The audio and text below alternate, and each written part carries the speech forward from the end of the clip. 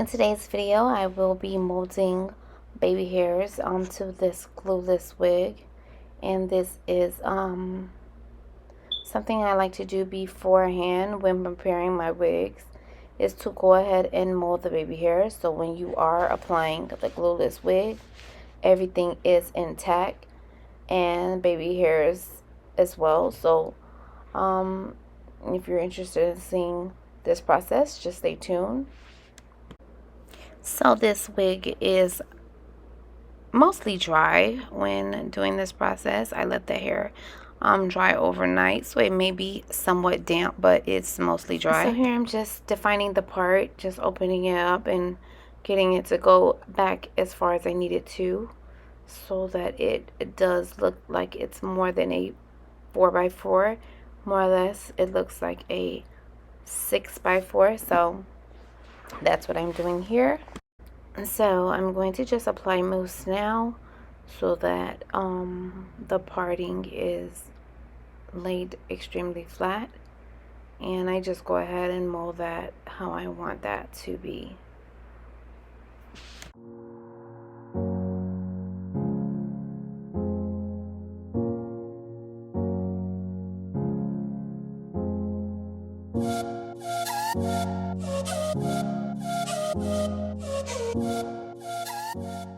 So the funny thing is, I used to have a couple clients ask me, when you do my wig or when you do my unit, could you add the baby hairs? And I was like, in my back of my mind, and this is before the big baby hair craze, especially on a wig, a glueless wig or unit, I was like, do your own baby hairs, because I don't know how to do that. So when I say tedious, this process is tedious.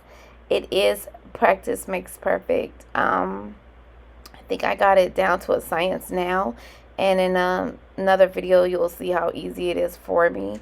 But this video will be kind of like hilarious because it did take me several tries. I kind of put 2 and 3 tries in here so you guys can see how many times it did take me.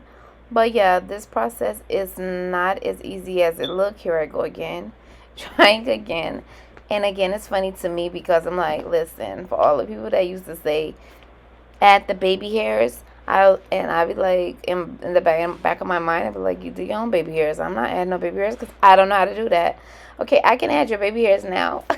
Not that you probably want me to or need me to, but yeah, I've become somewhat of an expert on it. So yeah, stay tuned.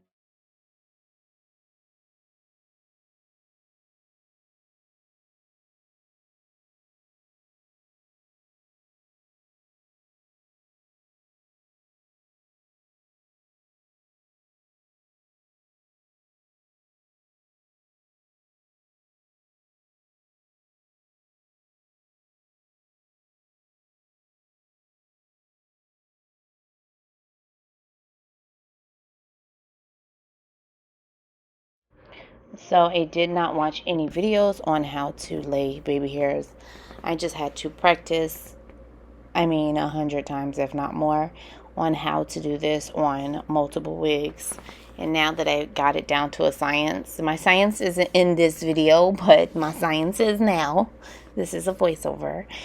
So this video is pre-recorded, and I do understand the process. So, and this molding process is amazing because when I'm ready to wear my wigs, like if I was to put this under a dryer and let it dry, or if I was to wait another day or the next day, these baby hairs will not move. When I say they stay in place until combed out of place, and they're not crusty, they're not hard, they still look soft and beautiful. You can even manipulate them a bit by brushing them, but they do stay in place, and that's why I do like this process. I did use a lot of body foaming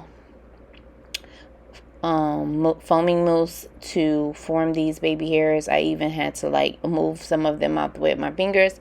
Everybody has their own process, but mine's is what it is.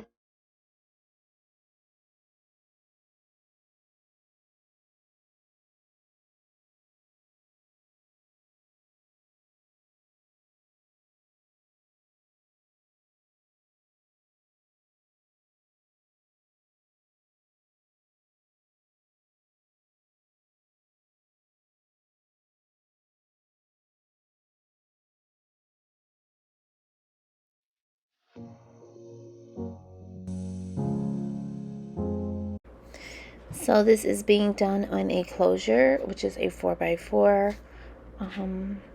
And so I can only go so far when it comes to these baby hairs, which is perfect for me. I just prefer closures over frontals for multiple reasons. And they just last longer, and they're just more sustainable and easier to wear.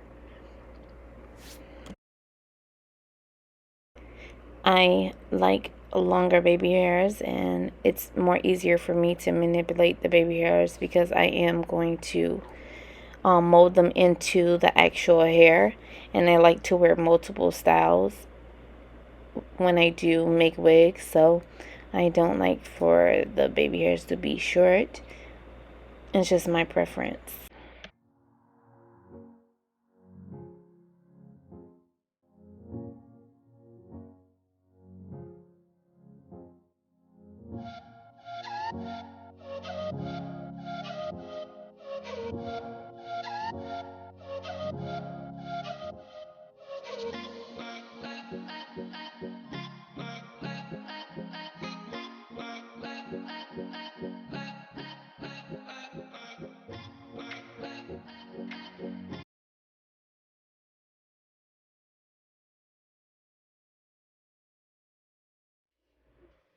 I really thought this part was funny. I was trying to see which way I like my middle baby hair to go. And I think I'm a, listen, I don't even know, right or lefty. So that would be a right. That's a right baby hair. Yeah.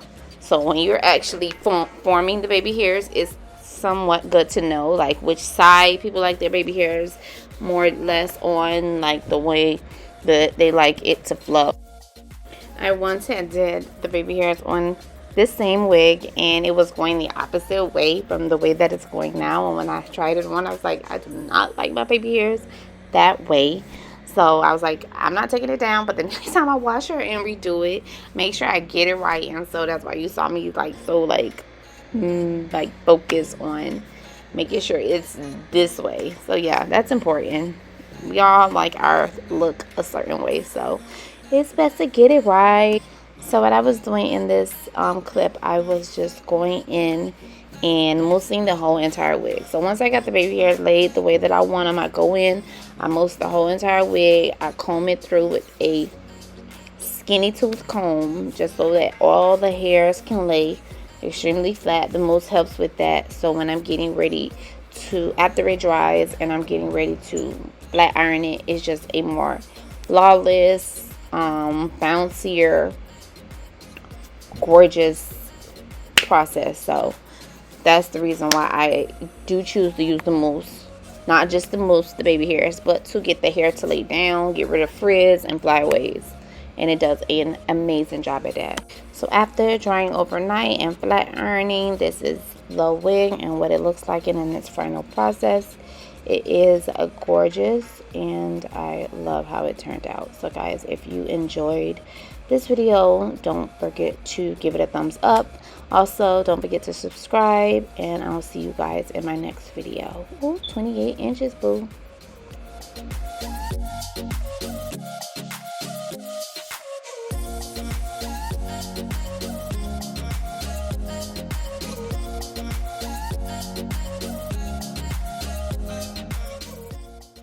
So in this clip, I am on my way to work, and flawless as usual. Didn't have to do anything but put her on, every hair laid in place, and yes, flawless per usual.